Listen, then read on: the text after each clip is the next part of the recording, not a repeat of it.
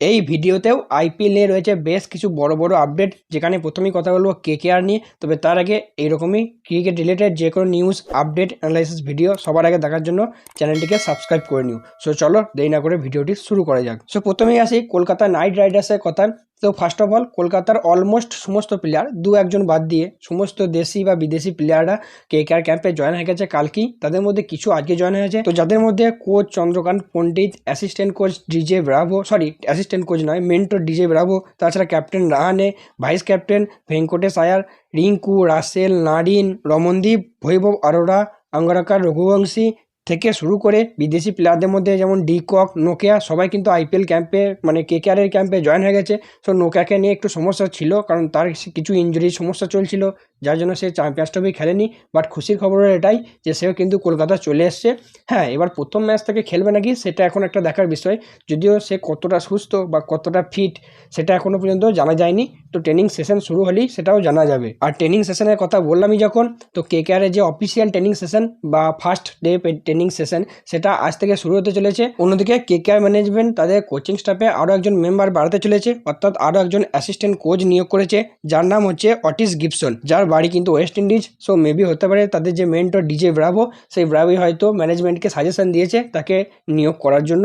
বাকি যদি গিবসনের কথা বলি, সে কিন্তু যথেষ্ট এক্সপিরিয়েন্স একজন কোচ। সে মেনলি তার কেরিয়ারে বেশিরভাগ সময় বোলিং কোচ হিসেবেই থেকেছে, বাট ওয়েস্ট ইন্ডিজের এক সময় কিন্তু সে হেড কোচও ছিল। সো মেবি হতে পারে এটা কেকেআর টিমকে বা কেকেআর ম্যানেজমেন্ট টিমকে, বিশেষ করে বোলিং লাইন আপকে আরও স্ট্রং করার জন্য কিন্তু অনেকটাই সাহায্য করতে পারে। বাকি যদি কেকেআরের বোলার উমরান মালিককে নিয়ে কথা বলি, তো উমরান মালিক যেমন ইঞ্জুরির সমস্যায় ভুগছিল, তো রিসেন্টলি শোনা যাচ্ছে উমরান মালিক এখনও পর্যন্ত কেকেআর ক্যাম্পে জয়েন হয়নি।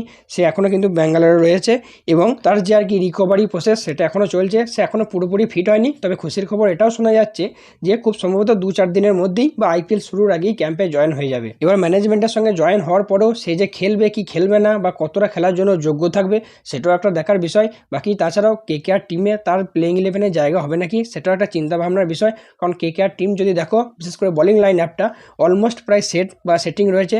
সেই জায়গায় প্লেইং ইলেভেনে জায়গা করে নিতে পারবে নাকি উমরান মালিক, সেটাও কিন্তু একটা সে ব্যাপারেও একটা কিন্তু নজর থাকবে। বাকি গত বছরের মতো এবছরেও কেকেআর তাদের আনপ্লাগড ইভেন্ট করতে চলেছে। গত বছর হয়তো অনেকেই দেখেছো, বা গত বছর একটা ছোট করে আনপ্লাগড ইভেন্ট হয়েছিল। সো সেরকমটাই শোনা যাচ্ছে যে এবারও হবে, এবং সবথেকে বড় কথা এবারে আরও বড় করে এবং আরও গ্র্যান্ডভাবে হবে।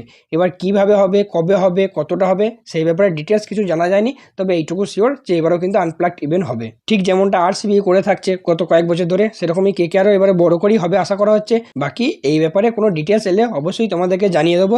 সো চলো কথা বলবো আজকে আমাদের পরবর্তী আপডেট নিয়ে, সেটা হলো লখনৌ টিমকে নিয়ে। ফার্স্ট অফ অল লখনৌর তরফ থেকে একটা রিপোর্ট আছে, যেখানে শোনা যাচ্ছে লখনৌয়ের যে হোম গ্রাউন্ড, এখানে স্টেডিয়াম রয়েছে, সেই মাঠের পিচ এবারে ব্যাটিং সহায়ক হতে চলেছে। অন্যান্য বছর একটু বোলিং সহায়ক থাকে বা হাই স্কোরিং ম্যাচ থাকে না, বা রিপোর্ট এটাই বলছে যে এবারে ফুললি একদম ব্যাটিং পিচ করা হবে।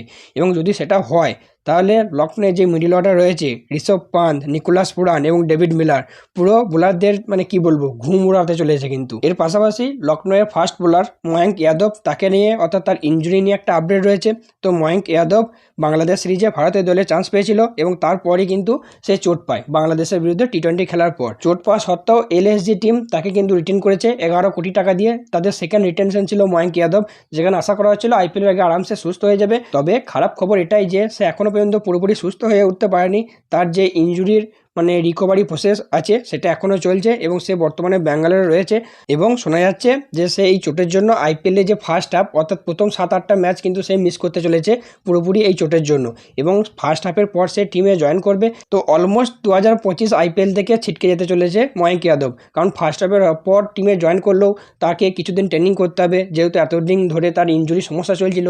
সে এসেই তো আর ম্যাচ খেলতে পারবে না, 2-4 দিন ট্রেনিং করতে হবে, সে কতটা ফ্রিলি বল করতে পারছে বা কোনো সমস্যা হচ্ছে নাকি সেটা দেখতে হবে, তারপরে তাকে দলে চান্স দেওয়া হবে। তো সেই সব দেখতে দেখতে মেবি এটাই আশা করা হচ্ছে যে 2025 আইপিএল এক প্রকার বলতে গেলে সে খেলবে না বললেই চলে। তো এটাই যদি হয়ে থাকে তাহলে কিন্তু আইপিএলে লখনৌ টিম এবারে কিন্তু একটা বড় ধাক্কা পেতে চলেছে। এবার কথা বলবো একজন পাকিস্তানি প্লেয়ার মোহাম্মদ আমিরকে নিয়ে। সো মোহাম্মদ আমির আশা করছে যে সে আইপিএল 2026 কিন্তু খেলতে চলেছে বা খেলতে পেতে পারে। সো মোহাম্মদ আমির হচ্ছে একজন প্লেয়ার পাকিস্তানের, পাকিস্তান ইন্টারন্যাশনাল টিমের প্লেয়ার, যে 2017 চ্যাম্পিয়ন্স ট্রফিতে পাকিস্তান টিমের সঙ্গে ছিল, পাকিস্তান টিমের প্লেইং ইলেভেনে ছিল, এবং তাকে আমরা খুব সম্ভবত 2026 আইপিএলে দেখতে পেতে চলেছি। যদিও পাকিস্তানি সমস্ত প্লেয়ার কিন্তু আইপিএল থেকে ব্যান, বাট মোহাম্মদ আমির বর্তমানে বর্তমানে আর পাকিস্তানের বাসিন্দা নয়, সে পাকিস্তান ত্যাগ করে বর্তমানে ব্রিটেনের রেসিডেন্সি নিয়েছে এবং সেখানেই সে পার্মানেন্টলি হতে চলেছে। এবং সে কিছুদিন আগে একটা ইন্টারভিউতে এটাই বলেছে যে IPL 2026-এর জন্য সে পুরোপুরি অ্যাভেলেবেল থাকবে এবং তাকে যদি কোনো টিম নেয় সে অবশ্যই খেলবে। এবং সেখানে এটাও বলে যে সে যদি খেলতে চায় বা তাকে যদি বলা হয় সে কোন টিমের হয়ে খেলতে চায়, সেক্ষেত্রে সে বলেছে যে আমি RCB হয়ে খেলতে পছন্দ করব। এখন দেখার বিষয় অকশনে কোনো টিম তাকে নেয় নাকি বা তার প্রতি কোনো ইন্টারেস্ট দেখায় নাকি, সেটাও কিন্তু একটা দেখার বিষয়। নেক্সট কথা বলবো গুজরাট টাইটান্স টিমসকে নিয়ে। তো গুজরাট টাইটান্স ম্যাথু ওয়েড, অস্ট্রেলিয়ার উইকেট কিপার ব্যাটসম্যান ম্যাথু ওয়েডকে তাদের অ্যাসিস্ট্যান্ট কোচ হিসেবে নিয়োগ করেছে, যে কিন্তু গত 2 বছর মানে গত 3 বছর 2022 থেকে 2024 পর্যন্ত গুজরাট টিমেরই একজন প্লেয়ার ছিল বা প্লেয়ার হিসেবে খেলেছে। তো সেই ম্যাথু ওয়েড এবারে গুজরাটের অ্যাসিস্ট্যান্ট কোচ হিসেবে রোল প্লে করবে। অন্যদিকে গুজরাট কিন্তু তাদের যে এবারের ক্যাম্প অলরেডি শুরু করে দিয়েছে এবং বেশ কয়েকটা প্লেয়ার যেমন শাহরুখ খান, প্রসিদ কৃষ্ণা, সাই সুদর্শন, রাহুল তিয়াটিয়া এবং সবথেকে বড় নাম যেটা হলো মোহাম্মদ সিরাজ, এই সমস্ত প্লেয়াররা কিন্তু অলরেডি মানে আরও বেশ কয়েকটা প্লেয়ার তাদের ক্যাম্পে জয়েন হয়ে গেছে এবং তাদের যে ফার্স্ট সেশন বা তাদের যে ট্রেনিং সেশন অলরেডি তারা শুরু করে দিয়েছে।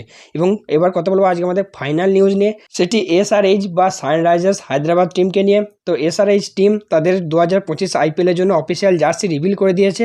তো জার্সিটা যদি একটু দেখো ভালো করে, তো আমার তো খুব একটা কিছু চেঞ্জ লাগছে না গতবারের থেকে। বাকি তোমাদের কোনো চেঞ্জ লাগলে সেটা কমেন্ট বক্সে কমেন্ট করে জানাতে পারো। সো আজকের ভিডিওটা এতটাই। ভিডিওটা ভালো লাগলে অবশ্যই একটা লাইক করে দিও। কোনো প্রশ্ন থাকলে কমেন্ট বক্সে করতে পারো, তার উত্তর দেওয়ার চেষ্টা করব। সো চলো দেখা হচ্ছে পরের ভিডিওতে।